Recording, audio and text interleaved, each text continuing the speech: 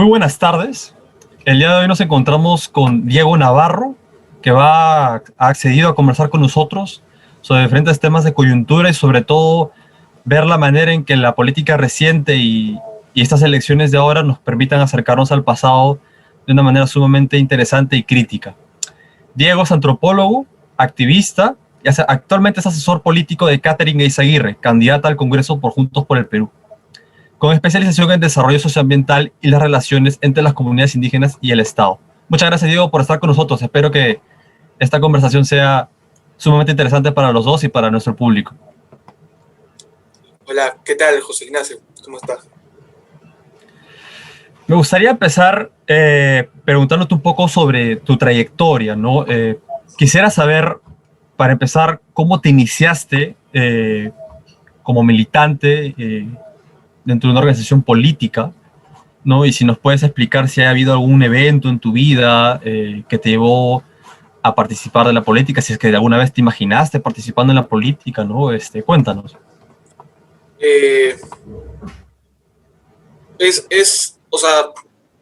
un tema que a mí participar en política es un tema que a mí me surge un poco en el colegio.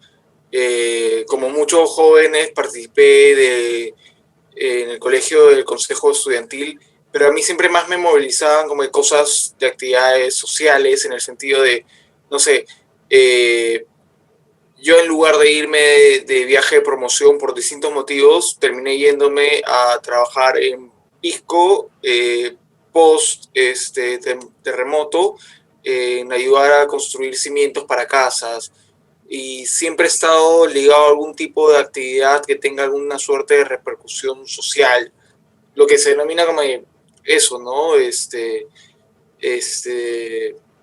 Entonces, yo creo que es como que algo que se ha ido acumulando, no ha sido como un hito. Quizás otras generaciones puedan tener como una referencia histórica, no sé, la Revolución Cubana o cuestiones por el estilo, o algún líder que seguir, como algunas generaciones antecedentes tenían a Hugo Blanco. En mi caso no existe tal cosa, es como que una cuestión de ir generando una perspectiva de la realidad nacional y a partir de eso tratar de alguna manera de actuar sobre ella, ¿no? Yo soy de una generación, al igual que ustedes, que ha sido impactado constantemente por injusticias, producto de cómo se manejan las cosas a nivel político, a nivel económico y a nivel social en nuestro país, ¿no? En el 2009, yo ya como estudiante quedo bastante impactado con lo que sucede en Bagua, que no es otra cosa que atropellos a los derechos de los pueblos originarios, ¿no? Y quizás por eso también es como que cambio de proyecto de vida, que era como que ser un joven profesional y dedicarme a hacer dinero, a realmente optar por hacer algún tipo de estudio que pueda aportar al país a cambiar, ¿no? Sin que eso quiere decir que las demás profesiones no aportan nada, pero el énfasis no está en eso, ¿no? Cuando uno toma como decisión de vida hacer algo para el resto, es distinto a cuando es una añadidura, ¿no? O sea, para mí la labor social siempre fue parte de mi vida porque vengo de una escuela que tenía bastante énfasis en eso. Sin embargo, siempre está ese bicho que te hace cuestionarte si no se puede hacer algo más, de cuestionarte qué tanto impacto real vas a tener a partir de, no sé, un fin de semana yendo a ayudar a un asentamiento humano o alguna actividad de ese tipo, ¿no? Y mi respuesta a esa consulta es básicamente el que hay que asumir un rol, y un rol en lo político es necesario, ¿no? Ya sea haciendo incidencia en políticas públicas, como activando directamente en alguna organización o tratando de construir alguna organización. Y es así como yo defino mi cercanía a alguna organización política tal cual, ¿no? Mira, qué interesante. De casualidad, ¿algo tuvo que ver tu entorno familiar como para que tú te veas orientado por esa vía. Te doy un ejemplo. Mi abuelo fue de vanguardia revolucionaria, si no me equivoco. No llegué a conocerlo en esa faceta de militante, pero por las cosas que me contaba era el estar embullido de la práctica y el intentar apostar por un cambio era algo que lo motivaba constantemente. Claro. Lamentablemente yo no seguí esa vía, pero imagino que para muchas otras personas que tuvieron como parte de su familia ese tipo de pasado, debe haber marcado algún tipo de huella o impronta. Sí, en mi caso no existe ese tipo de vínculo. Si bien he conocido bastantes a lo largo de mi formación y mi experiencia cercana a partidos y organizaciones de base, he conocido bastantes personas que fueron de vanguardia, que luego pasaron algunos por PCR, otros por de vanguardia ya pasaron a UDP y a el PUM directamente, que han hecho esa trayectoria para luego algunos ya dedicarse a sus asuntos personales, profesionales, o si no, seguir en esa construcción histórica que derivó en lo que ahora se conoce como el Partido Socialista, previo a haber sido el PDD. En mi caso no existe esa relación. Creo que soy el primero, si no me equivoco, en tener alguna militancia activa o alguna militancia formal, por decirlo de alguna manera, con inscripción, ¿no? Creo sí que siempre existió en parte de mi familia alguna sensibilidad social y una sensibilidad política. Sin embargo, no ha sido una cuestión de acercarse a algún partido. De hecho, mi abuela y mi madre eran más simpatizantes de Belaúnde Terry que de otras organizaciones, ¿no? Siendo Belaúnde, sobre todo en su segundo gobierno, como una propuesta a la par de alguna organización de izquierda, ¿no? Eso. Creo que lo que más se cultivó en mí fue como que el interés por estar informado de lo que sucedía en mi país, y algo de eso gatilló en mí la necesidad de actuar. Oh, mira qué interesante. También tengo una abuela belaundista por ese lado. Es muy común, creo yo, Sí, ya sea por las ideas políticas, por la necesidad de hacer una propuesta de progreso en la época. De hecho, algunos incluso lo señalaban que era una suerte de reformas radicales que necesitaba el país, que nunca lo consiguió hacer, pero sino porque Belaúnde era, de alguna manera, para muchas personas, una suerte de encantador, de un sujeto encantador, ¿no? Carismático, hablaba bien, buen mozo para la época. Por ahí va un poco la cosa, ¿no? Es un poco de lo que genera afinidades con los líderes políticos. y dime, ¿qué rol desempeña en tu caso la experiencia universitaria para terminar de, digamos, dar forma a este ideal que se va formando en tus años escolares y que eventualmente tú vas a querer buscar llevar a la práctica? Por favor, cuéntanos un poco de eso. Bueno, en mi caso, la universidad fue una manera de abrir el horizonte, ¿no? De qué es lo que había que hacer, ¿no? Empecé, o sea, yo me pasaba mucho tiempo en la biblioteca, curiosamente, y empecé leyendo cosas que realmente a las que no les había prestado atención antes, ¿no? Como historia contemporánea del Perú. Hay unos tomos de Carlos Contreras y Cueto, muy recurridos y muy básicos, pero que son bastante interesantes para cuestionarte un poco las narrativas oficiales o las narrativas que más predominan en el uso común de la historia del país, ¿no? Y también a partir de estar leyendo cosas como Manuel González Prada, que siempre como que generaba un poco de a mí de aversión, porque la clásica es que en el colegio te hagan leer el discurso del Politeama, pero es como que yo siento que eso no es realmente todo lo que tenía para dar ese autor, ¿no? Entonces, la universidad también me acerca más como que abrirme los ojos a partir de los libros, ¿no? Y también a partir de experiencias vitales que, mal que bien, muchos profesores llegan a transmitir, ¿no? Yo tuve la oportunidad de tener como profesor a Henry Peace, y Henry Peace nunca dejaba de comentar sus experiencias vitales, ¿no?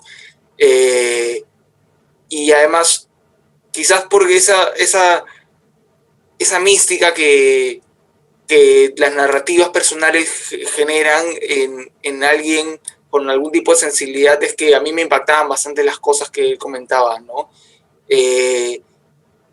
Yo he estudiado antropología, entre los profesores de antropología, alguien que me parecía bastante interesante en no llevarlo solo a un nivel academicista era Manuel Ráez, que también fue en su momento militante con su carnet y todo de Izquierda Unida, que en paz descanse, porque justo esta semana se cumplió un mes de su fallecimiento, ¿no? Y además esta experiencia universitaria me da acceso a un montón de información que normalmente no se divulga en el común de la gente. En los medios ya no se hablan de la evolución de los partidos políticos o qué son los partidos políticos, más que con una suerte de mofa, ¿no? Y para seguir incidiendo en una caracterización negativa de lo político, ¿no? Y de la política a través de señalar a los partidos políticos solo como una suerte de grupo de amigos que tienen intereses particulares o quieren el poder del Estado para beneficiarse, cuando no siempre ha sido así y no siempre es así. Me refiero a que hubieran épocas en las que había gente que se la fajaba por una perspectiva o por una ideología política, y cuando yo se la fajaba, digo, ponía en riesgo su vida. Y actualmente también hay gente que sin pedir nada a cambio se la faja por eso.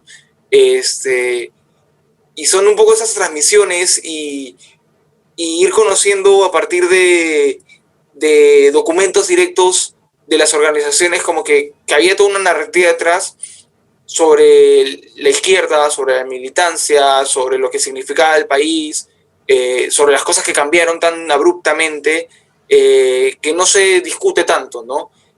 Yo antes de empezar a militar directamente en alguna organización, me di cuenta que había, para mí por lo menos, una necesidad de comprender todo el campo de lo que había sido esta democracia que empezó de manera muy incipiente en el país en los 70 realmente. O sea, digamos en los 70, a finales de los 70, porque previo a eso lo que existía era una suerte de democracia tutelada por las Fuerzas Armadas, una suerte de acuerdo entre las fuerzas armadas y la oligarquía, entre ciertos grupos de poder económico y social, y no era una democracia plena, no existía tal cosa como el voto universal. Prácticamente, si tú haces un mapeo de quiénes eran los grandiosos diputados y senadores de la época y ves quiénes eran los propietarios de las tierras a lo largo y ancho del país, en las haciendas, no me sorprendería que tú encuentres un correlato de, el hacendado tal, su familiar tal, es representante de tal o cual lugar, ¿no?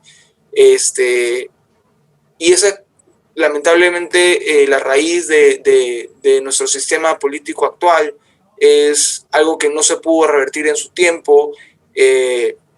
Mucho se habla, por ejemplo, de que la izquierda entendió muy tarde la importancia de la democracia,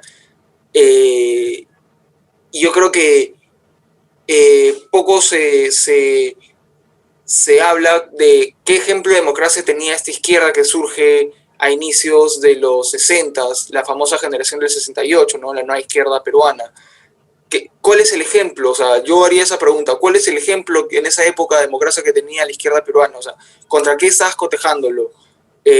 Contra un Belaúnde Terry que tenía un familiar en la Corte Suprema y tal o cual otro familiar era cabeza de tal organización. O sea, era una democracia, aunque suene mal, una democracia de señoritos y de familiares. No había hecho ese corte todavía, en el que realmente había una representación de todo el pueblo peruano, como se podría decir, ¿no?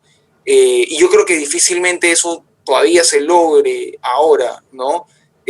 Por el tipo de sistema de representación que tenemos. Pero creo que me estoy abriendo mucho. En sí es eso. Yo creo que la universidad me abre un panorama, me abre acceso a información y me da como, a mí en lo personal, me da la necesidad de entender de qué es lo que había estado pasando en estos últimos años, ¿no? En lo que todo, creo yo, sobre todo por un amarillismo en los medios, se planteaba de algo que estaba mal por donde se vea, cuando no siempre ha sido así y no siempre es así, ¿no? Creo que eso es lo que me queda de la etapa universitaria, ¿no? Sí, no hay ningún problema porque has tocado varios puntos que merecen son bastante vigentes, ¿no? Ahora que ha fallecido, sobre todo Luis Bedoya Roy, ¿no? Falleció Manuel Dahmer hoy, ¿no? Hoy falleció Manuel Dahmer, perdón. Hace poco que falleció Luis Bedoya Reyes, en estos grupos de Facebook que tienen ese sentimiento de añoranza por el tiempo pasado mejor, ¿no?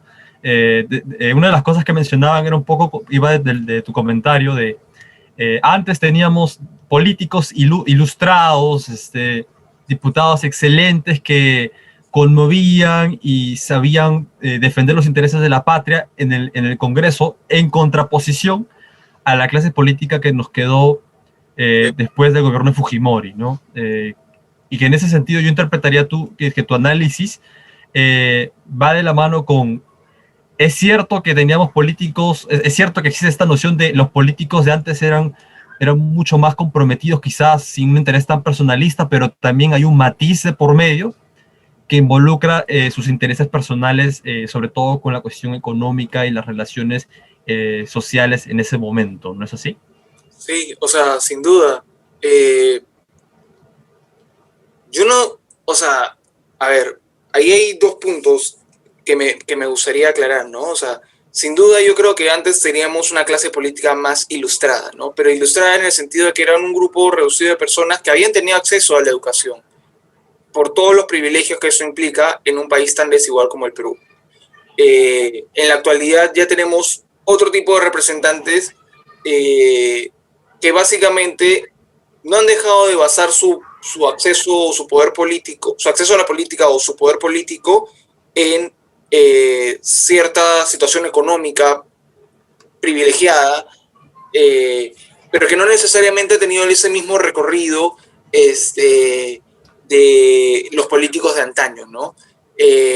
Ya no es que una familia tenía al sobrino, al hijo tal en el ejército, al otro, la otra rama en la política y el otro era un representante de alguna filial internacional, ¿no? Esa figura ha variado mucho, ¿no? La sociedad peruana ha cambiado bastante. Ha implicado creo que un reto que todavía no sabemos dar respuesta como país en conjunto, ¿no? Es complejo. Eso por un lado, ¿no? Y por otro lado, yo creo que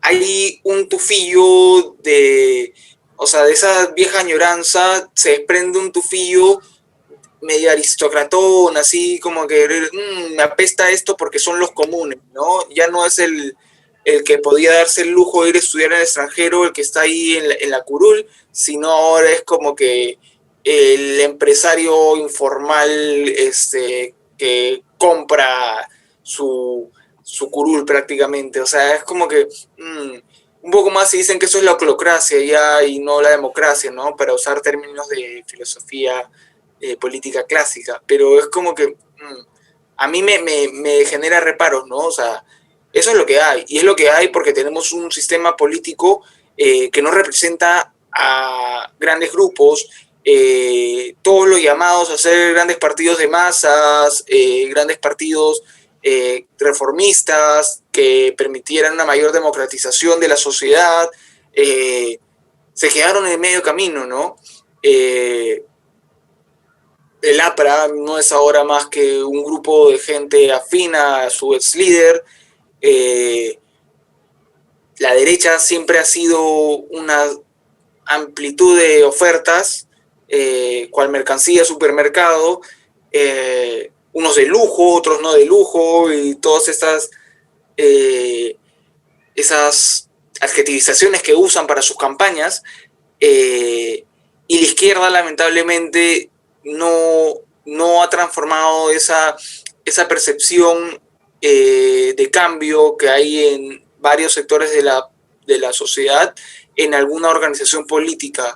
No se ha transformado esa izquierda social en una izquierda política netamente, ¿no? Alguien que apele a ganar las elecciones y a gobernar para un cambio y que conlleve todo eso, ¿no? Que conlleve no solo a un grupo chico de gente muy intelectual o no solo a alguien que salga de las bases, sino una amplitud de personas que quieren una sociedad distinta, ¿no? Más democrática. Hoy día falleció Manuel Dahmer, sí, y Manuel Dahmer creo que fue uno de los grandes contribuyentes junto a Javier Díaz-Canseco, junto a Alfonso Barrantes, junto a Henry Pease, junto a Raúl Wiener, y en realidad junto a todos los de su generación que en muchos casos como que se desclasearon, o sea, ellos venían de clases privilegiadas o de clases medias y se la fajaron por hacer una sociedad más democrática, ¿no? Y cometieron muchos errores, pero también muchos aciertos. Y yo creo que uno de los principales aciertos es siempre quedarse con ese cuestionamiento a la sociedad, por un lado, y ese cuestionamiento a ellos mismos como organizaciones políticas para pensar si no era realmente necesario siempre apelar a la unidad, ¿no? Creo que esas son, para mí, por lo menos, grandes lecciones que dejan esta generación que se está yendo de a poco, ¿no? Carlos Tapia también es otro que se la fajó por el país, ¿no?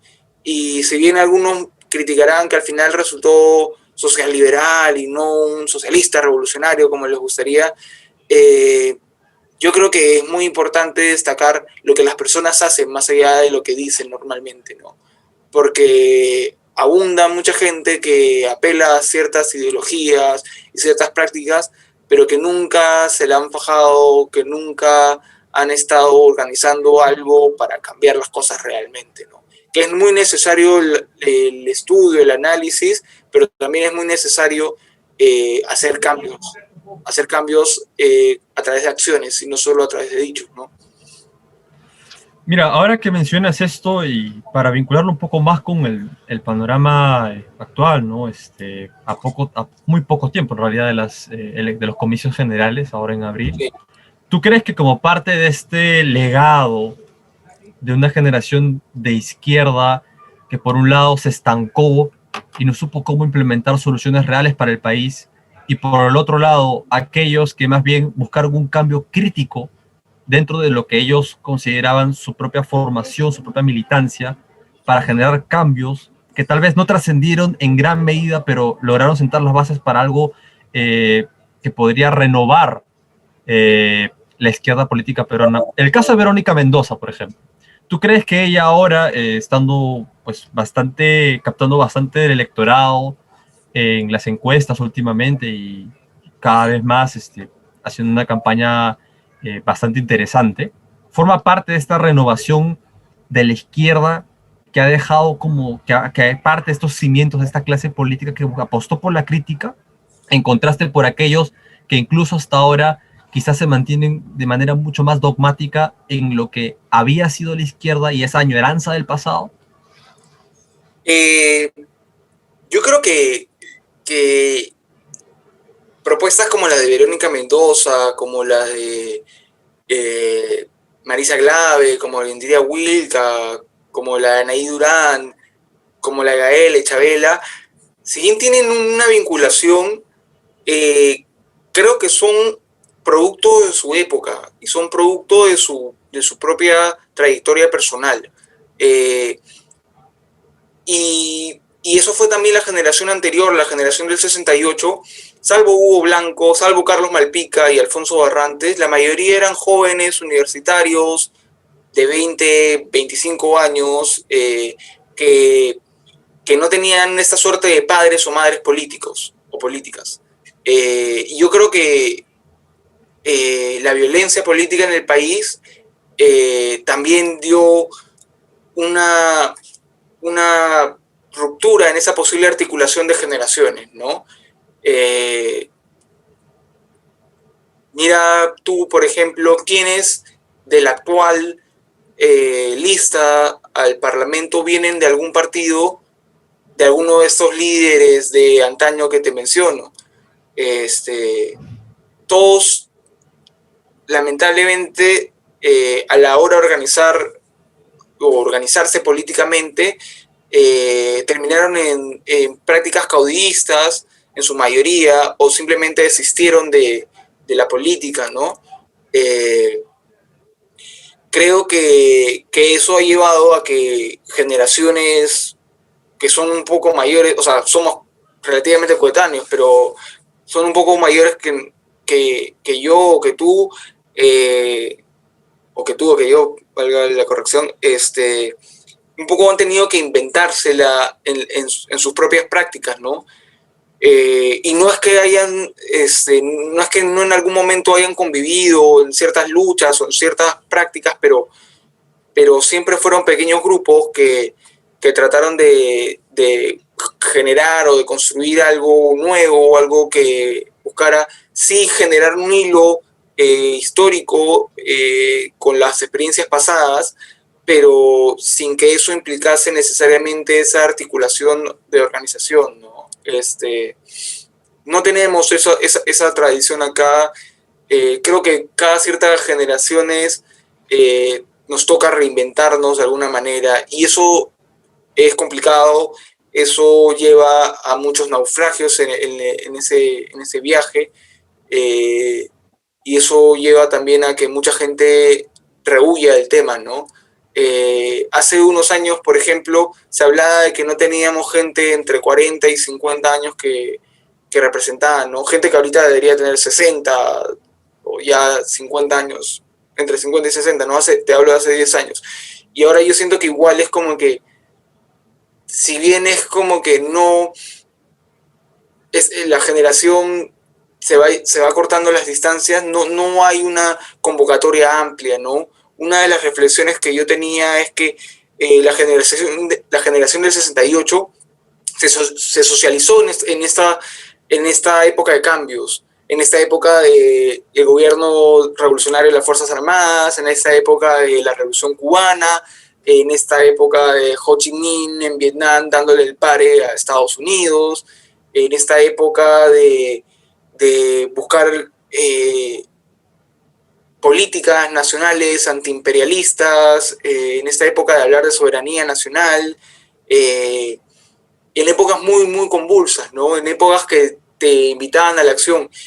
Y la violencia política cortó mucho de eso, ¿no? Estaba mal visto, era peligroso, y las cifras, los datos, las narrativas que hay de jóvenes militantes que solo por ser militantes de izquierda, ni siquiera por ser de Sendero, del MRTA, y jóvenes en general universitarios, tenían que verse constantemente acosados por efectivos policiales, que los veían como elementos subversivos a todos por igual, ¿no? Claro, había excepciones, pero es una generación que sin duda tiene ese trauma, ¿no? Y que además rehuye eso, ¿no? Y que quizás la generación a la que yo represento, o la que formo parte, mejor dicho, porque no soy representante electo de nada, es una generación que está más apelada por otras cuestiones que no son necesariamente el bien común, ¿no? Ha habido una construcción de una narrativa hegemónica sobre que es primordial el individualismo, es primordial el vernos beneficiados de manera individual, y esto a través del consumo, por ejemplo.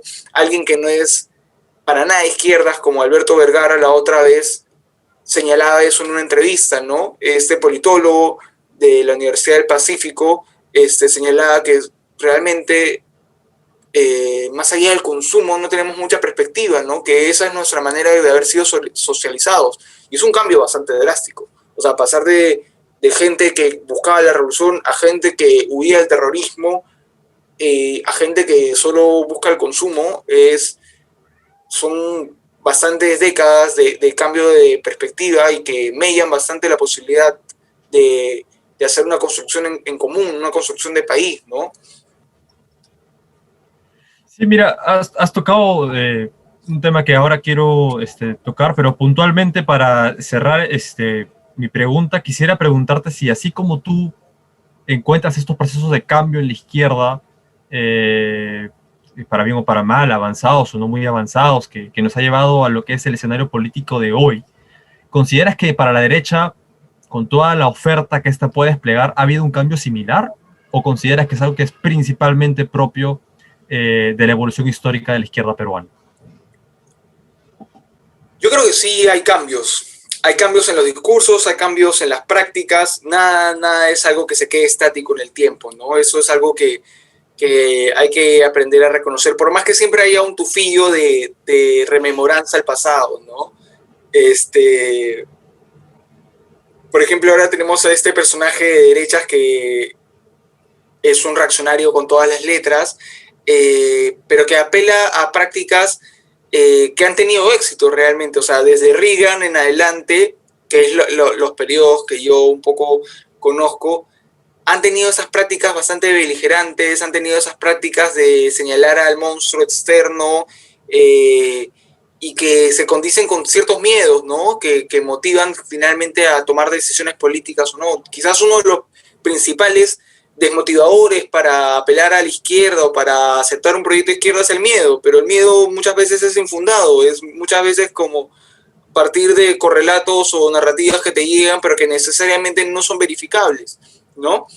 Y yo creo que, a ver, partiendo de las cosas, sí, la izquierda ha cambiado, la izquierda ya no apela a la construcción de un partido único, a una dictadura del proletariado, no solo en términos de discursivos o en términos conceptuales, la izquierda ha cambiado, sino también en las prácticas. Por ejemplo, hace poco leía un documento del Movimiento Revolucionario Socialista, que era una organización de izquierdas de la época, que hace una suerte de evaluación sobre la ruptura de ARI. ARI es la Alianza Revolucionaria Izquierda, que trataba de llegar a Hugo Blanco a la presidencia en las elecciones post Asamblea Constituyente. Es decir, eran los que iban a competir con Belaunde y con, en ese caso en el APRA, estaba Armando Villanueva. La y eso es democrática, ¿no?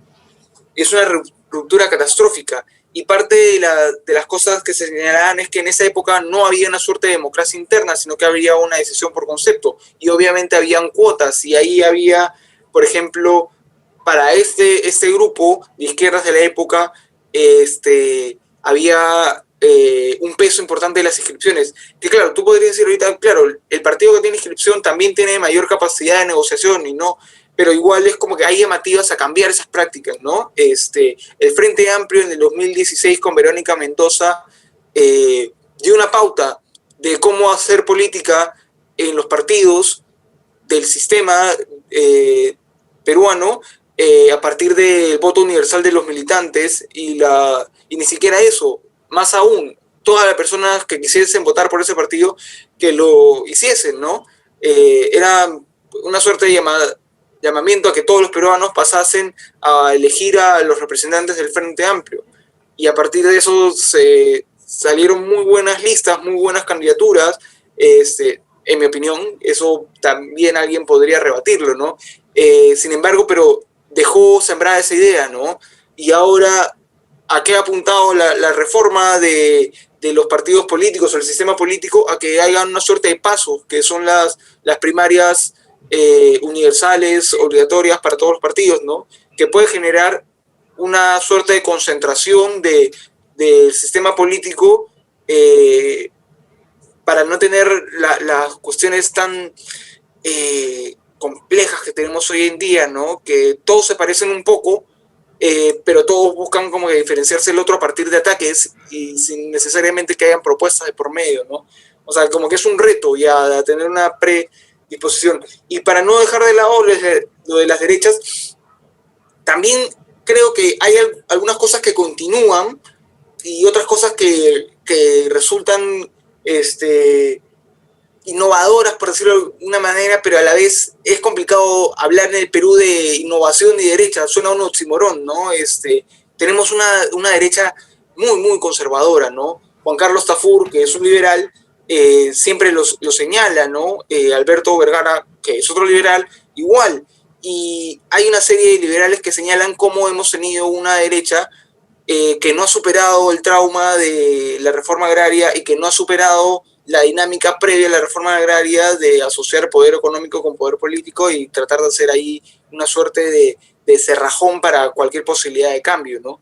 Ahora, claro, a través del Internet entran a colación muchos discursos libertarios, anarcolibertarios, anarcocapitalistas, pero que no aterrizan en la realidad y son, en mi opinión, muchos de los exponentes o de los que se profusan exponentes no son más que personas que están haciendo un berrinche porque tienen la posibilidad de hacer un berrinche a través de sus medios. Aunque eso suene hiriente o beligerante, es así. O sea, ¿qué partido o organización política hacen? Si tan poco les gusta el sistema, ¿por qué no lo tratan de cambiar? ¿Cómo alguien que a sí mismo se autodenomina libertario puede ir con alguien que un poco más y se acerca al oscurantismo de religiones en los siglos pasados? O sea, es como que hay unas contradicciones muy fuertes en estos discursos, ¿no? Y también hay nuevos intentos de una derecha más tecnocrática, similar a lo que pasó en el Fredemo, pero que se ve opacada totalmente por la otra derecha ya existente, ¿no? Y lo vemos en jóvenes universitarios que hablan de la reducción del Estado como si fuese una innovación, y vienen de las mejores universidades y con los mejores títulos, y estuvieron con PPK, y estuvieron con el Fujimorismo, y ahora están con cierto candidato de lujo. Entonces, hay siempre esta mezcolanza entre lo nuevo y lo viejo. O sea, hay personas que de edad y de apariencia son muy jóvenes, pero tienen ideas de antaño que ya son caducas realmente. Y, o sea, ¿en dónde han funcionado? O sea, es como que te hablan del liberalismo económico, del capitalismo, como la gran solución de todo, y es como que, ¿dónde están esos ejemplos? O sea, los grandes ejemplos de donde se profesan esos discursos son grandes fracasos y son naciones súper mercantilistas. O sea, que vas a poner a Estados Unidos como un ejemplo, vas a poner a Reino Unido como un ejemplo. O sea, todos son casos de mercantilismo, todos son casos de poner trabas arancelarias a justamente la competencia de libre mercado. O sea, tú vas a cambiar el sistema arancelario de Alemania, no te creo, porque probablemente termines trabajando para eso. O sea, hay algo que no termina de cuajar en esas propuestas. Y no es que todo esté cuajado de la izquierda, ¿no? Pero por lo menos hay más autocrítica. Yo creo que hay una autocrítica no solo a nivel individual, sino al nivel de organizativo, ¿no? O sea, claro, muchas personas vivieron toda esta etapa de Izquierda Unida y lo ven con anhelo, pero también hay muchas personas que salieron de esa etapa y fueron muy críticas y luego trataron de formular otras opciones. O gente que ve eso, pero ve eso como un aprendizaje para qué se puede mejorar, ¿no? Y esa es la llamada a hacerlo, ¿no? Y no solo con gente de izquierdas, sino gente que tenga una perspectiva de progreso para la sociedad, para el país, para todos, para un común, no solo para gente súper ideologizada que te conozca al revés que el derecho, lo que es el materialismo histórico, y que te conozca al revés y el derecho, las citas del quehacer de Lenin. Esas cuestiones son cuestiones que creo que hoy en día representan más un infantilismo, una búsqueda de autenticidad y pureza en el representante político o en la práctica política, que deja de lado lo más humano, que es las contradicciones, que deja de lado lo más humano, que son las pasiones, que deja de lado lo más humano, que es el que uno debe sentirse atraído de alguna manera. O sea, la política es ética, es estética, la política es propuesta de cambio, pero también es un espacio social que debe ser atractivo como tal. O sea, una de las cosas que me queda más claro en todos estos años de actividad, en todos estos años de tratar de pensar la política para el país, que no son muchos, o sea, te estoy hablando desde 2010 en adelante, de manera activa, es que tratamos de hacer estas separaciones de compartimentos que no son fecundas para nada, que nos terminan envileciendo, que nos terminan aburriendo. O sea, ¿qué tiene, yo te pregunto a ti o al resto de personas que vean, ¿qué tiene atractivo hoy en día hacer política? O sea, es mucho más divertido estar en una dating app, en una red social o en TikTok, haciendo los challenges y todas estas cosas. Y lamentablemente el acercamiento de los partidos políticos a este tipo de espacios siempre termina siendo, por lo menos en el caso peruano, siento yo, para campañas. Pero está todo el otro periodo en el que debes tratar de construir una correlación, en el que debes tratar de construir ideas comunes, perspectivas comunes, el horizonte al que quieres llegar como propuesta política, en la que te desapareces de eso, ¿no? O no haces el hincapié necesario, que no necesariamente siempre debe pasar por los más media, o sea, los medios masivos son importantes, sin duda, y hay que tener ese espacio como una tribuna de difusión de ideas y ese espacio como una tribuna para debatir. Pero también no vamos a ser tontos de pensar que una propuesta de izquierda en un país tan conservador como el nuestro, tan tibio como el nuestro, va a dar pie a que alguien venga a decirle, no, no, no, todo lo que estamos haciendo está mal hasta ahora. No, no, no, este crecimiento económico de años no ha beneficiado a las grandes mayorías peruanas, sino que solo a un grupo de gente que siempre son los mismos beneficiados de siempre. No, está mal lo que ustedes están diciendo. No es que todos queramos ser como Venezuela, es que queremos preguntarnos qué queremos como país, ¿no? No es que la Asamblea Constituyente nos va a llevar a una Venezuela, nos va a llevar quizás a renovar el pacto social.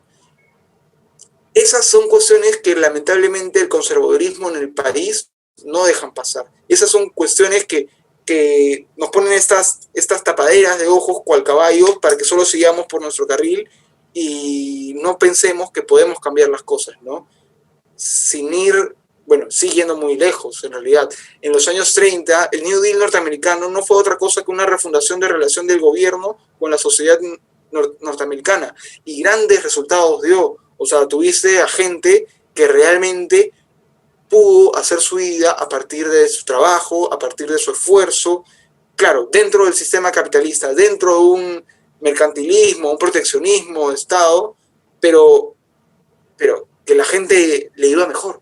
O sea, en los 60, 70 en adelante, todo, y 80 mucho peor, con Reagan peor aún, todo iba cuesta arriba, y todo sigue yendo cuesta arriba.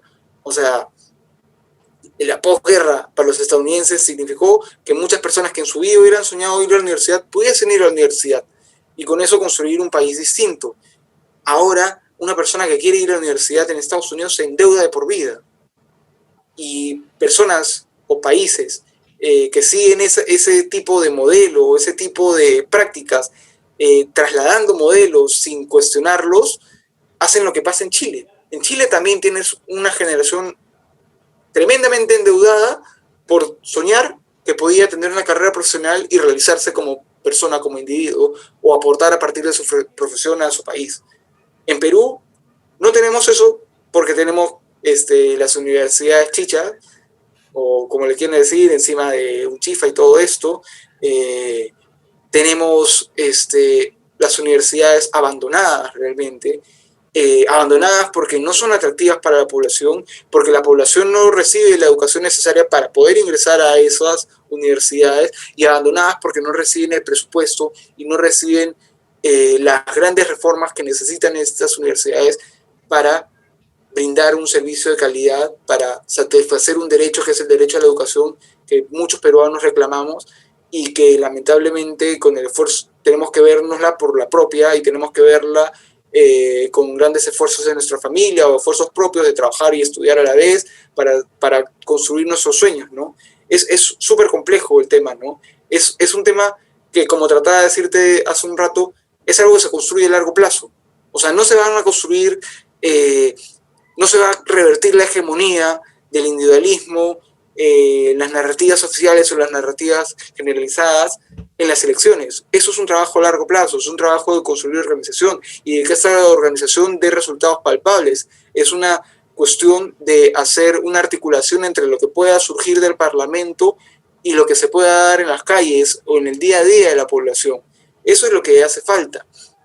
Ya para cerrar esta etapa, hace poco leía una cita de Rolando Ames, que recordando a Javier Descanseco, hablaba de un Javier Descanseco joven, recién electo para la Asamblea Constituyente, a pesar del secuestro del Plan Cóndor y todo eso que derivó en que fuera enviado entre gallos a Argentina. Javier Descanseco señalaba: ojalá que esto no nos aleje del pueblo, no nos aleje de la gente común. Y ese es un riesgo que surge cuando solo piensas en que las elecciones o la política o la política se reduce a lo político, al sistema de representación, y dejas de lado el vínculo que debe haber con la sociedad, ¿no? Y actualmente creo que tenemos grandes ejemplos de qué podemos emular en el país, aterrizándolo sí a nuestra realidad, aterrizándolo al hecho de que hay que ser más atractivos, aterrizándolo al hecho de que somos una sociedad en la que nos desvivimos trabajando y que tenemos que seguir haciéndolo porque se gana muy poco para lo mucho que se trabaja. Y te lo digo de primera mano, y te lo digo porque he tenido la oportunidad en mi vida de conocer a jóvenes migrantes obreros que viven en las periferias de la ciudad, que viven del día a día, que le están pasando mal hoy en día porque no tienen un Estado que les reconozca sus derechos. No que tenga una práctica paternalista, como quieren pintarlo, el Estado, papito Estado, cosas ridículas que hacen analogías a la familia, sino a un Estado que trate como ciudadanos a sus ciudadanos y que les reconozca sus derechos y no genere esta suerte de categorías de que si tienes plata o de que si tienes un título profesional o de que si tu apellido es tal o cual sí tienes tus derechos. Eso creo que es un rezago de nuestra república aristocrática, de este sistema oligárquico que no se terminó de diluir en el tiempo o que se está reconstituyendo de una manera súper arisca y agresiva con las mayorías del país. Sí, mira, has tocado varios puntos interesantes que han permitido vincular en buena medida la crítica que tú planteas respecto a los procesos históricos que aún mantienen su vigencia, sobre todo en la actualidad, y cómo eso también ha influido en el desarrollo y en la práctica de la diferente oferta política que puede haber en el país y su legado que eso nos deja. Ahora, respecto a algo que tú has mencionado y que me pareció sumamente interesante y que me gustaría desarrollar un poco más, este último momento que nos ha llevado a lo que tenemos ahora, que podría llamarse de alguna forma, adelantando un juicio quizás, uno de los puntos más importantes en la politización post-Fujimori de mi generación, tu generación, gente que nació y vio los 2000 muy niño, a raíz de las protestas de noviembre del año pasado. Sobre eso tengo algunas interrogantes, pero quisiera comenzar primero preguntándote a ti como militante si consideras que en el país podríamos hablar de una cultura de protesta. Son conocidas los paros y los numerosos esfuerzos colectivos que se han realizado, sobre todo en el siglo XX, en materia laboral por la reivindicación de los derechos, pero no es tanto conocido una faceta de protesta y de movilización social colectiva en gran amplitud cuando se trata de una cuestión política. Solo a mí, al menos que soy estudiante de historia, se me viene a la cabeza el caso de los hermanos Gutiérrez, ¿no? Y estamos hablando de fines del siglo XIX, pero para el siglo XX, más allá de las coyunturas del oncenio, quizás el gobierno revolucionario de las Fuerzas Armadas y, bueno, lo más reciente, antes de estas marchas, como la marcha de los Cuatro Suyos, ¿podríamos hablar de una cultura de protesta históricamente para el caso peruano? Yo creo que sí, pero nuestra cultura de protesta no es la cultura de protesta de Argentina, que era tal hace unos años que los noticieros te decían por dónde estaban pasando las marchas para que te evitaras el tráfico por esos lados. Yo creo que sí existe una cultura de protesta en el Perú, pero que lamentablemente es una cultura de protesta muy de espasmos. Es como que estamos tranquilos, no todos viviendo nuestra vida acomodada, todos en nuestra rutina, y luego surge un granito o un gran escándalo y eso nos moviliza. Y te lo digo porque esa ha sido mi experiencia militante, ¿no? Durante el gobierno de Morales Bermúdez surgió como una gran jornada de lucha el 19 de julio de 1977. Y desde entonces la CGTP ha ido reivindicando esa fecha, y a través de presentaciones de pliegos de reclamos, a través de protestas masivas dentro de los parámetros que puede manejar hoy en día un sistema sindical muy, muy mellado por las reformas laborales del fujimorismo, que permite que haya como que la exclusión de personas de sindicatos libremente, y no te hablo netamente de la Constitución, que podría dar pie a eso, o podrían decirte que no, sino cómo se han dado el desarrollo de las normas, y ya como antropólogo, cómo se han dado las prácticas. O sea, hay que ser poco serios para afirmar que en el Perú sí hay realmente libertad sindical, que sí hay posibilidades de negociación colectiva, sin darse cuenta que progresivamente se hace lo mismo. Hay alguien que se sindicaliza, despides al que se sindicaliza. Hay alguien que se manifiesta en contra de una injusticia, despides o persigues a que se manifiesta en esos temas, ¿no? Y lo vemos constantemente. O sea, y es así de terrible, ¿no? Hay un mínimo de respeto por los derechos laborales. Se exige desde muchos lados la estabilidad jurídica para las empresas y para atraer la inversión, pero por pocos lados se exige la estabilidad jurídica de la gente que trabaja, que no es dueña de una empresa, sino que vende su fuerza de trabajo a una empresa para subsistir a partir de eso. Y muchas veces muy mal pagado, y muchas veces sin reconocer sus derechos laborales, y muchas veces sin la posibilidad de reclamarlo, ¿no? Y más allá de esa narrativa sobre lo que ha estado haciendo la CGTP en los últimos años, yo creo que esa cuestión de los espasmos se puede haber reflejado, por ejemplo, no solo en los Cuatro Suyos, sino después de los Cuatro Suyos en las manifestaciones de Bagua, que yo no tuve la suerte de participar, pero después de eso, de las manifestaciones en contra de la repartija, que fue durante el gobierno de Ollanta Humala, y después de eso hubieron pequeñas manifestaciones sobre cosas que eran cosas que atentaban contra derechos. Yo me acuerdo haber participado en una manifestación muy, muy reducida sobre el servicio militar obligatorio, que estábamos en contra de eso, porque obviamente es un atropello. O sea, a estas alturas, obligar a alguien a que se ponga en una institución de las Fuerzas Armadas, no, o sea, no estamos en ese contexto. El ejército, si bien en la práctica funciona para darle ascenso social a muchas personas y acceso a educación a muchas personas, o a recursos para muchas personas, no es necesariamente el vehículo para generar todos esos cambios necesarios para la sociedad.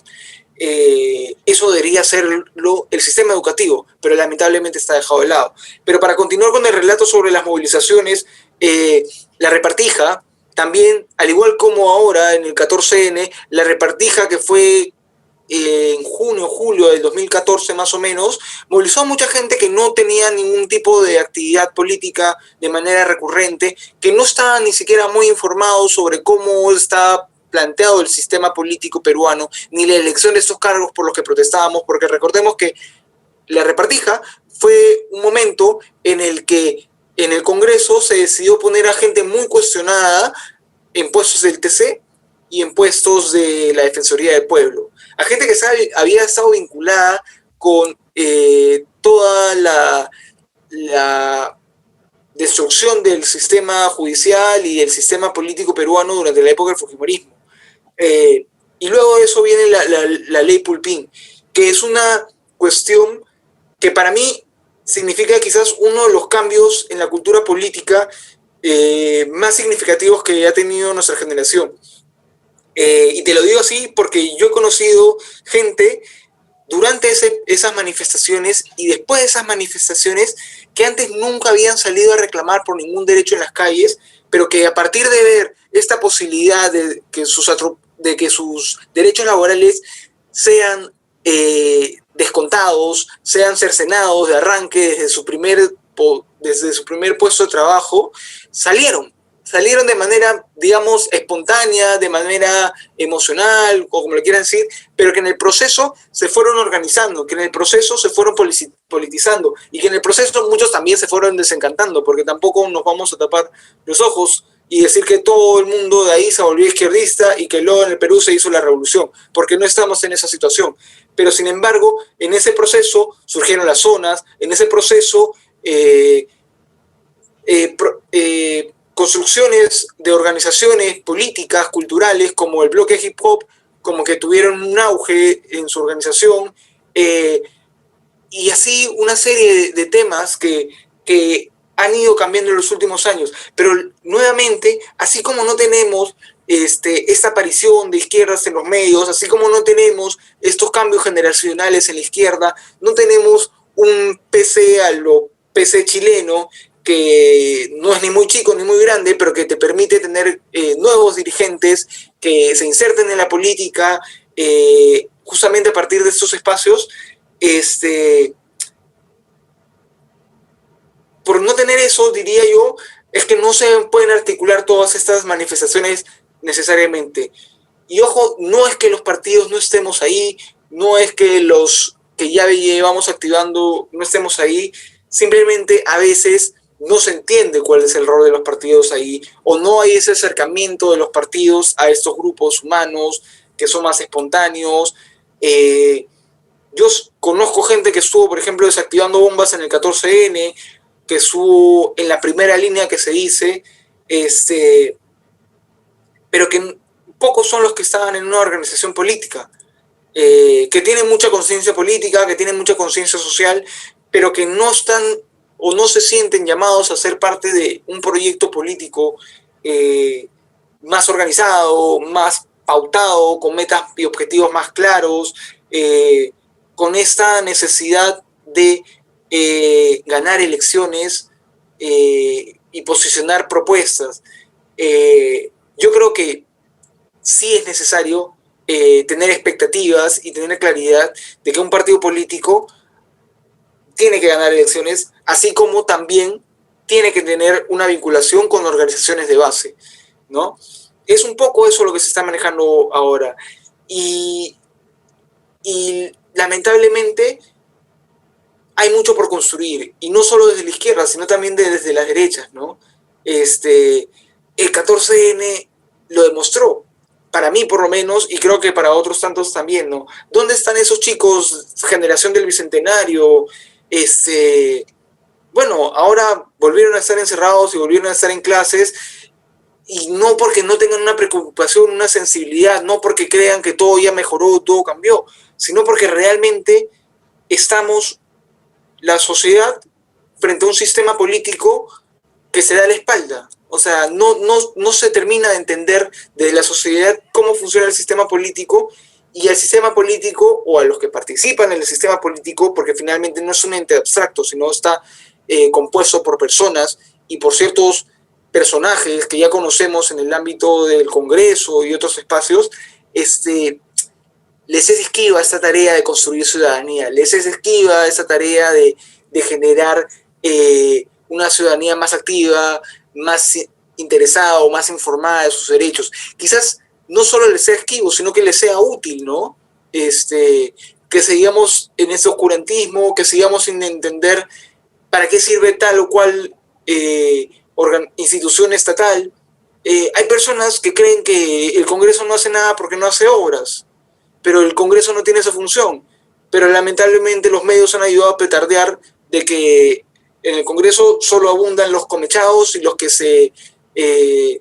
sangran al Estado y los que sangran a los ciudadanos de sus bolsillos que alimentan las arcas del Estado. Cuando en el Congreso se hacen leyes, cuando en el Congreso se puede hacer grandes reformas de los distintos sistemas, el sistema educativo, el sistema pensionario, el sistema laboral, hay muchas cosas que se pueden hacer desde el Congreso y hay mucho sabotaje también de los intentos de hacer esos grandes cambios, ¿no? Y eso es lo que tenemos. Nuestra cultura política es un poco de esto y aquello. Hace poco, para ir cerrando, este periodista y politólogo Godoy, Pérez Godoy creo que se llama, José Pérez Godoy, que ha publicado un libro sobre el fujimorismo, si no me equivoco, señalaba que en su interpretación solo el 20% de la ciudadanía peruana realmente está actualizada o empapada de cómo funciona el sistema político. Y eso es muy preocupante.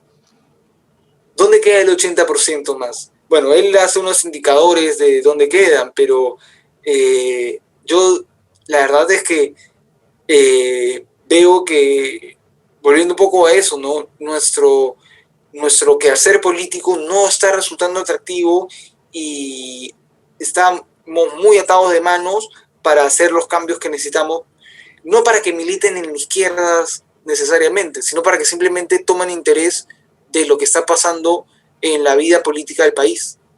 Eso es muy preocupante, creo yo. Y te lo digo no solo como militante de izquierda, sino también como ciudadano a pie, como persona y como antropólogo también, que me interesan estos temas, ¿no? Sí, mira, muy interesante el diagnóstico que nos has hecho sobre la cultura de protesta en el caso peruano y cómo quizás falla mucho en tener iniciativa para buscar una alternativa de cambio y solo frente a un hecho que es demasiado grande como para poder sostenerlo por más tiempo, se permite reaccionar de diferentes maneras que al final dejan espacios para que quizás se generen cambios y que se vuelva atractivo la opción de los partidos que quedó tan delegitimada después de los 90 para las bases y para los muchos jóvenes que están desarrollando cada vez más mayor conciencia política. Pero finalmente queda ahí algunos puntos que no permiten cohesionar del todo la idea y hay estos intereses también por no favorecer la creación de una participación ciudadana activa. Y es por eso también que las protestas de noviembre del año pasado, así como nos mostraron la posibilidad de un cambio real en la política peruana, también nos mostraron quizás lo peor de nosotros, exponiendo en muchos casos como si fuese un fantasma y asusando el miedo en la población.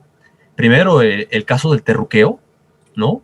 Y en general, la idea de que la marcha de por sí, la movilización colectiva, podría ser deslegitimada al estar asociada con un intento revolucionario.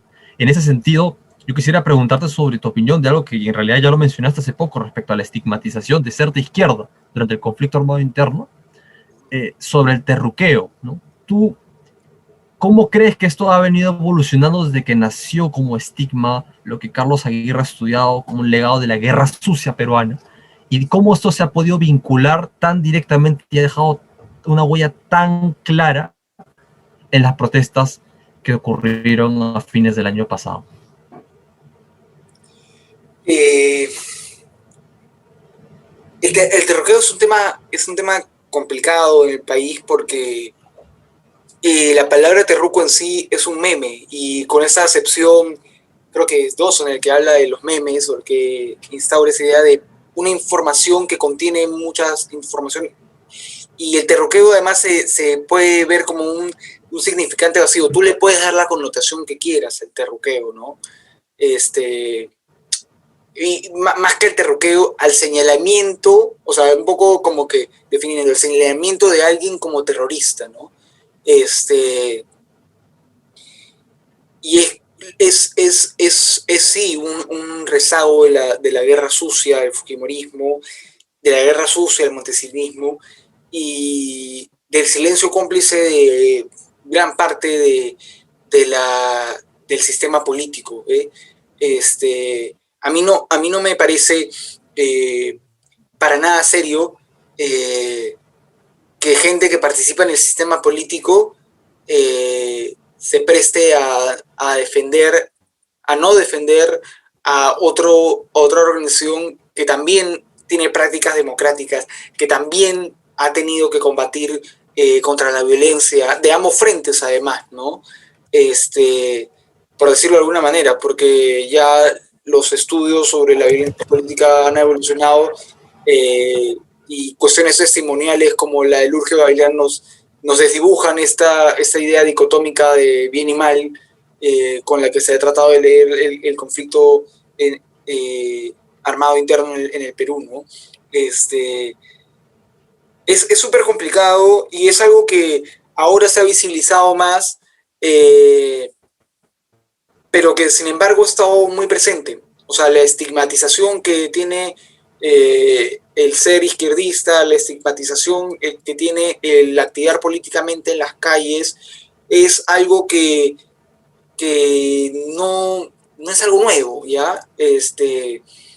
No es algo que ha surgido el 14N, es algo que se viene arrastrando. Inclusive estas prácticas de los ternas, o sea, estas protestas que yo te rememoraba de la repartija, estas propuestas en contra de la ley Pulpín, ya tenía ternas de por medio, ya tenían policías infiltrados. Otra cosa es que los medios no los publicitaban tanto, no había habido este acto de terrorismo de Estado de disparar a matar y de que Brian e Inti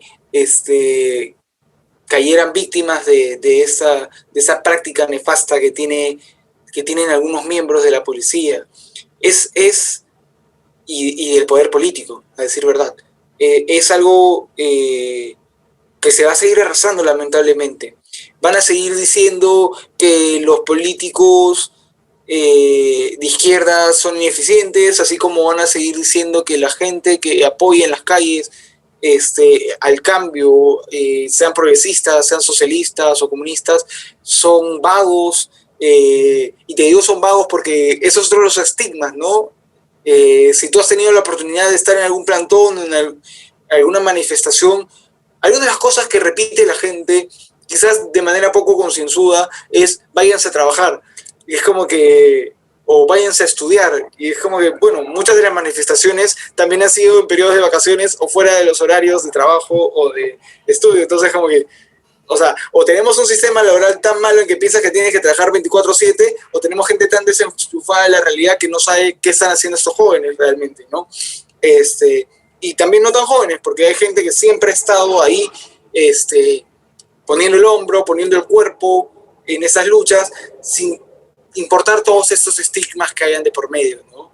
Y es importante porque, por ejemplo, estas zonas de las que te hablaba, que se configuraron con la lucha contra la ley Pulpín, yo creo que hubieran tenido mucho más o mucha mayor dificultad, mejor dicho, para organizarse si no hubiese habido la participación de personas que venían de militancias, de estar en partidos políticos, que no tenían una pequeña noción de que había que organizarse, que había que tener una suerte de seguridad entre ellos para cuidarse, o que simplemente venían de otras experiencias en otros lados.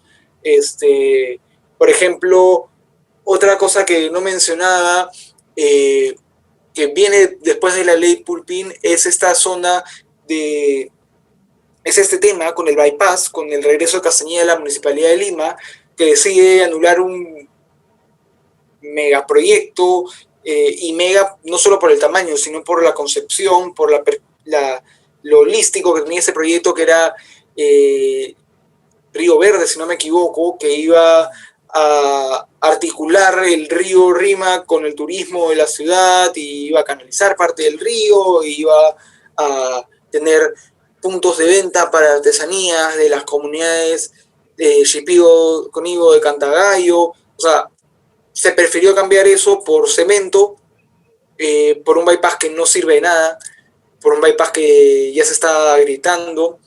Y hubo un plantón en la Plaza Bélgica, que es la colindante a donde ahora está el bypass, y hubo gente que se ataba a los árboles, y hubo un espacio bastante interesante de debate, de pensar la ciudad, de pensar la actividad política.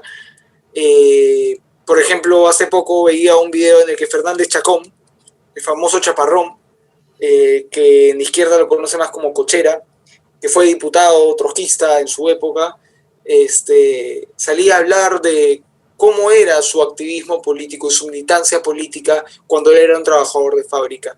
Y hay parte de esas narrativas que se retransmiten, ¿no? Y que son importantes y que te dan cuenta de que realmente muchas personas repiten y repiten lo del terruqueo, repiten y repiten como todos estos estigmas sin base, sin sustento en lo que dicen, ¿no? Como quien te lanza una joda en la calle, ¿no? Como quien te quiere picar, o sea, esa vez, ¿no? Ahora hace poco, yendo en una caravana por la campaña de Verónica Mendoza, no faltaron los terruqueos, no faltaron los fuera comunistas, no faltaron otros insultos o intentos de insultos que en realidad ya, o sea, ya cuando los vives durante tantos años, dices como que, bueno, ¿qué se le puede hacer, no? O sea, a esos ya no se les cambia, ¿no? O sea, es gente testaruda que tiene esa idea bastante cegada, ¿no? Que no toma en cuenta o que está desinformado como cierto candidato presidencial que no levanta vuelo de quién fue María Elena Moyano y qué partido militó, todo lo que se vivió en Puno, todo lo que se vieron en distintos espacios, que hace falta difundir en realidad.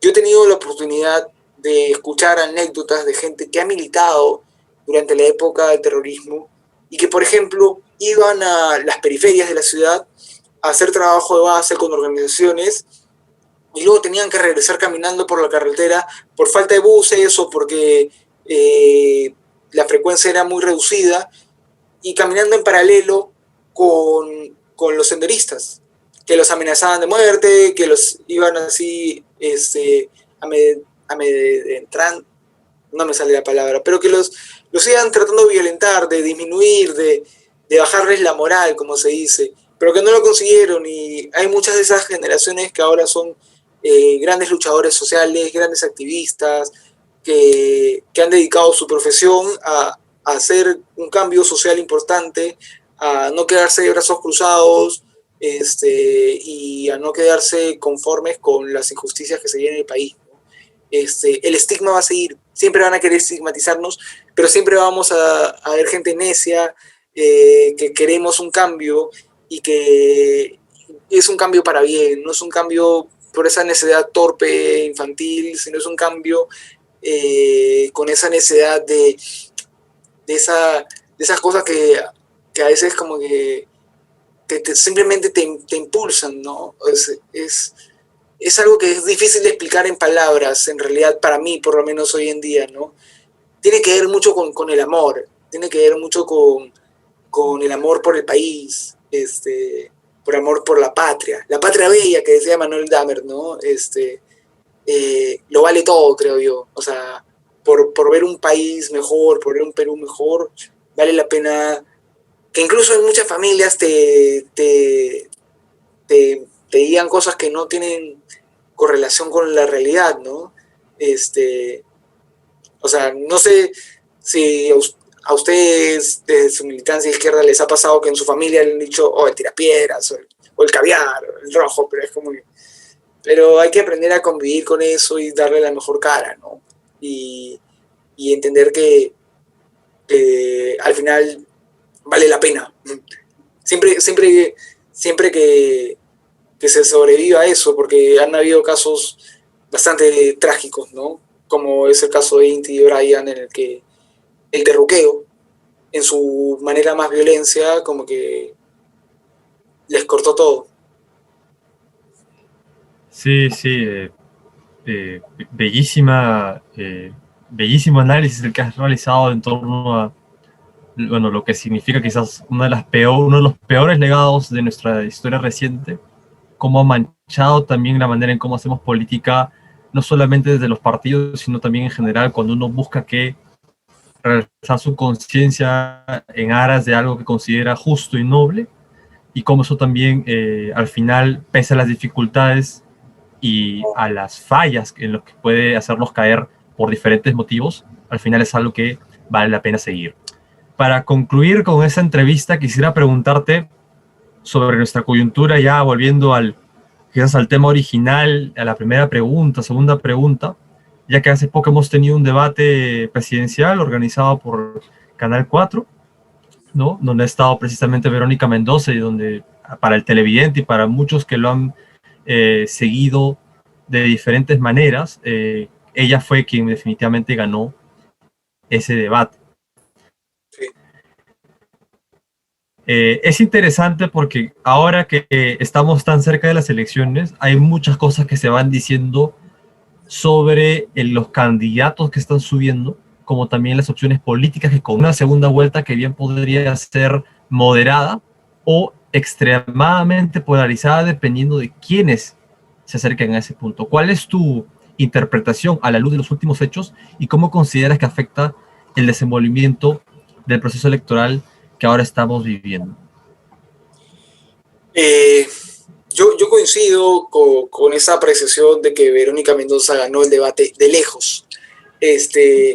Uno de los comentarios que leía en el vivo, porque lo seguí muy a gusto, era el hecho de que parecía que solo las dos mujeres se habían preparado realmente para el debate.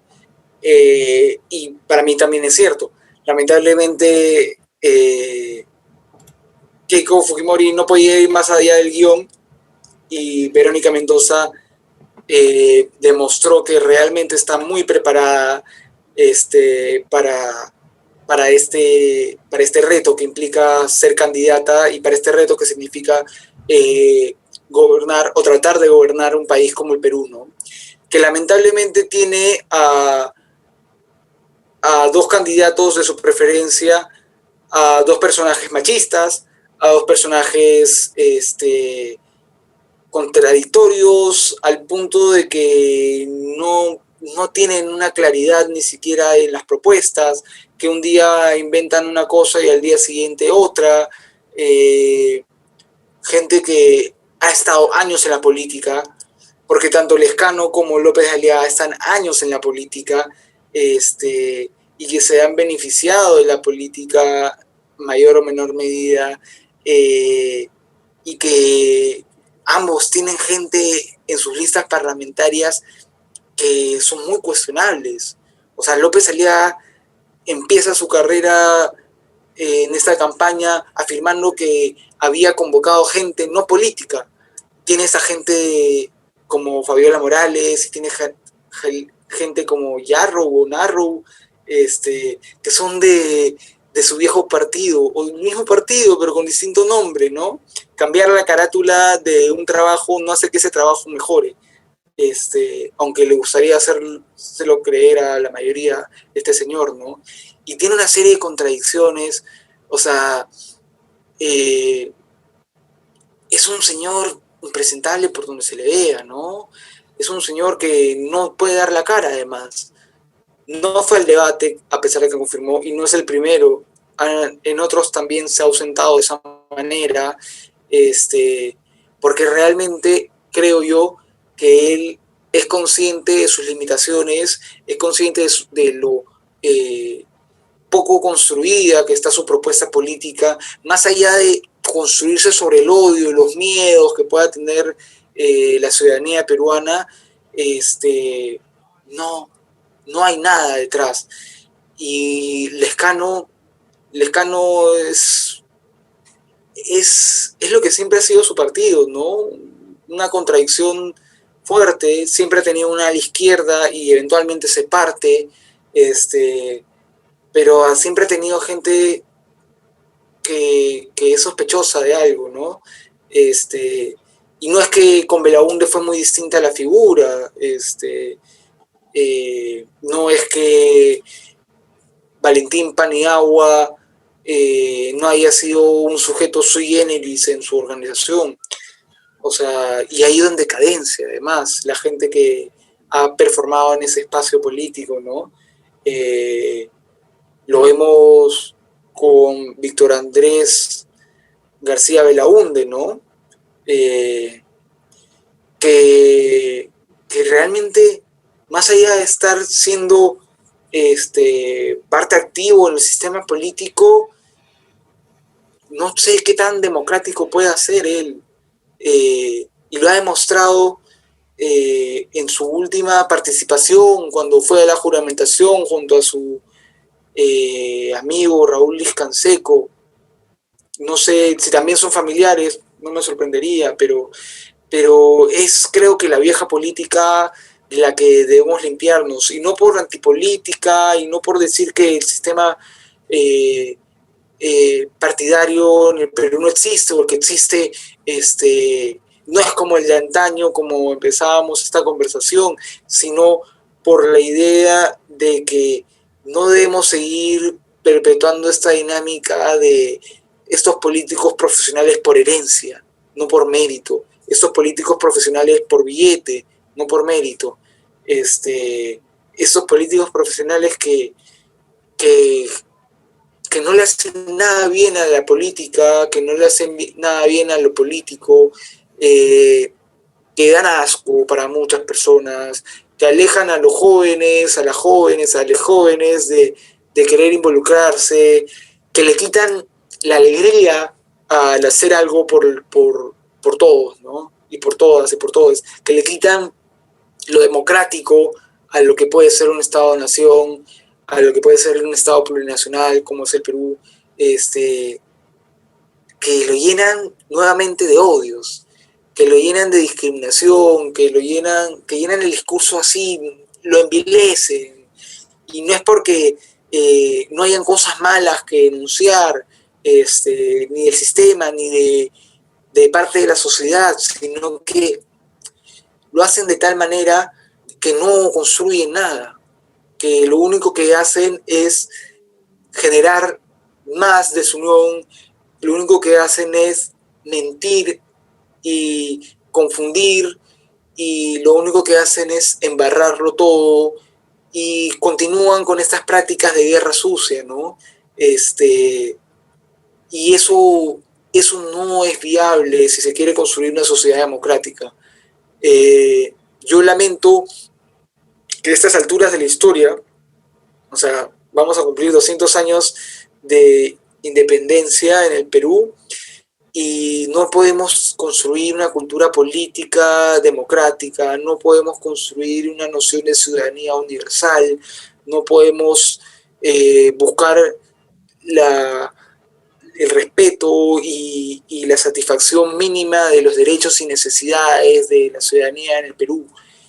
Y son 200 años, o sea, si Acción Popular es un partido histórico, si el PPC es un partido histórico, si hay otra organización política que se denomina partido histórico, yo les cuestionaría cuál ha sido su rol en la historia, cuál ha sido su real participación. No puede ser que lo único de lo que te puedas jactar de bien hecho sea un zanjón, una vía rápida. No puede ser que lo único que te puedas zanjar, de lo único que te puedas jactar de lo bien hecho es tener a un gobernante de transición, o a alguien que hablaba bonito, o a alguien que hizo una carretera en la selva peruana. Y eso es realmente lo que ha hecho un partido histórico en un país con tantas desigualdades. Estamos lamentablemente construyendo siempre un terreno fértil para que prácticas autoritarias, para que prácticas violentas se perpetúen en el día a día, se naturalicen, como se dice ahora, ¿no? Es el terruqueo, o sea, no por nada a Verónica Mendoza le dicen terrónica. No es gratuito eso, no es chistoso tampoco. Es jugar con el dolor de mucha gente. Y no es porque sea políticamente correcto decirlo, sino es porque también duele. O sea, duele que tengan esa doble cara, ese doble rasero, porque no tienen las manos limpias tampoco estos sujetos, ¿no? Y el resto ni que hablar. O sea, realmente creo que la tragedia peruana en estos 200 años va a ser no haber construido un Perú, un Perú. O sea, seguimos en esta lógica de república de criollos y república de indios, seguimos esta lógica de que mi ciudadanía vale según mi cuenta bancaria y es lamentable. Quien esté satisfecho con eso, quien diga que todo va bien en la economía y por eso ya todos podemos ser felices, realmente tiene una visión cortoplacista y una visión autocomplaciente que deja mucho que desear, ¿no? Magnífico esta interpretación que tú realizas en torno a nuestra coyuntura, ¿no? Y la posibilidad de cambio que eso significa también, no solo por los desaciertos que se están cometiendo cuando se busca que apuntar hacia un cambio, una oferta realista, práctica, que permita cambiar lo que no se ha estado haciendo antes, ¿no? De lo mucho que se jactan los partidos históricos que tenemos en un país donde ahora lo que principalmente prima es una desestabilización política de los que buscan organizarse, y que más bien algunos los hace regresar hacia el pasado y ver esos partidos, esas figuras como lo que debería hacerse, pero que a su misma vez, como tú bien planteas, debería plantearse una autocrítica si ese carácter histórico que tienen es porque han podido sacar canas, o es acaso si es que han dejado una huella perecedera en la sociedad peruana.